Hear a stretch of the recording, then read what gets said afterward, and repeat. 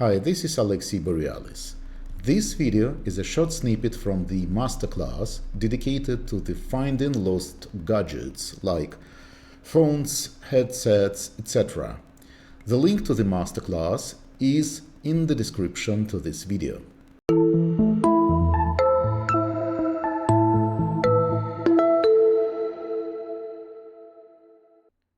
The next Horary question about finding a missing item was asked by our student Anna.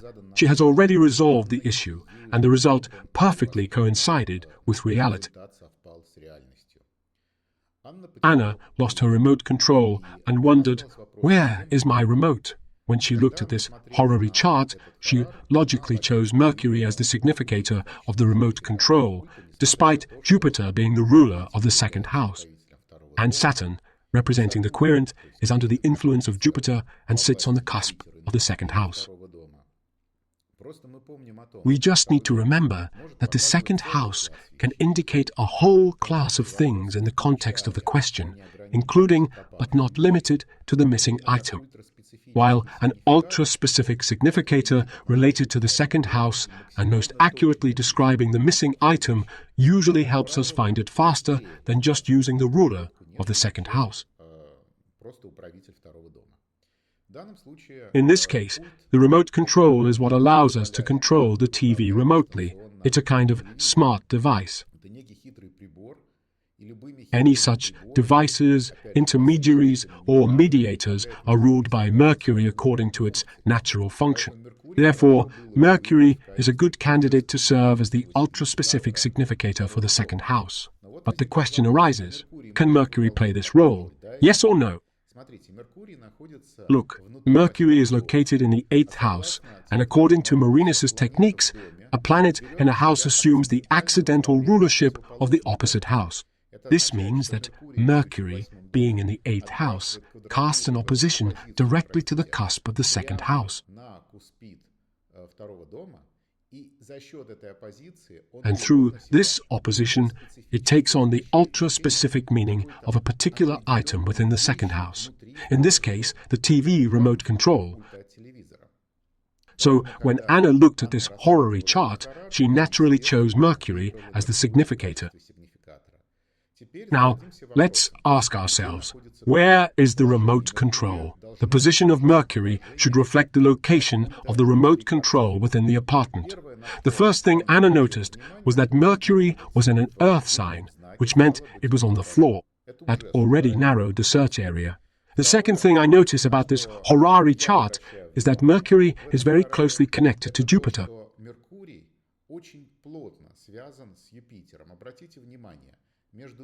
Note that a very tight trine forms between them with a difference of 5 degrees.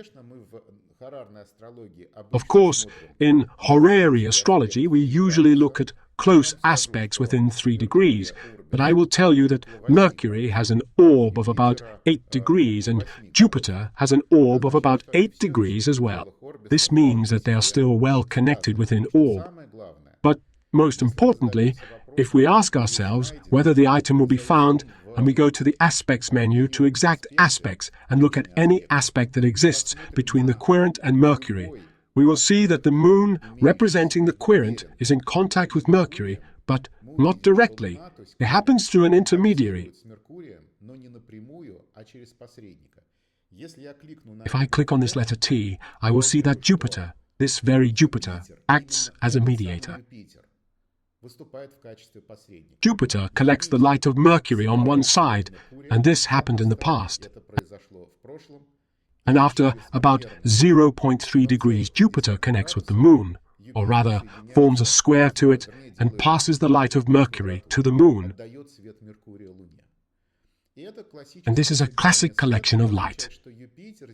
This means that Jupiter plays an important role here.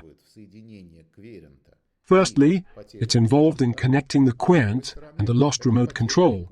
On the other hand, this lost remote control is somehow connected with Jupiter, and Anna naturally noticed this connection between the remote and Jupiter and asked herself, what could Jupiter mean in this chart? Well, Jupiter in this chart is in the 3rd house. It could represents some third house matters. It rules the 12th and 11th houses. And here's the thing. The 11th house is the house of guests, and in the querent's apartment there was only one place where guests stayed overnight. It was a large black chair located right next to her husband's belongings. The fact is, the 8th house, where Mercury is placed, also formally represents the 2nd house from the 7th, which means the husband's possessions.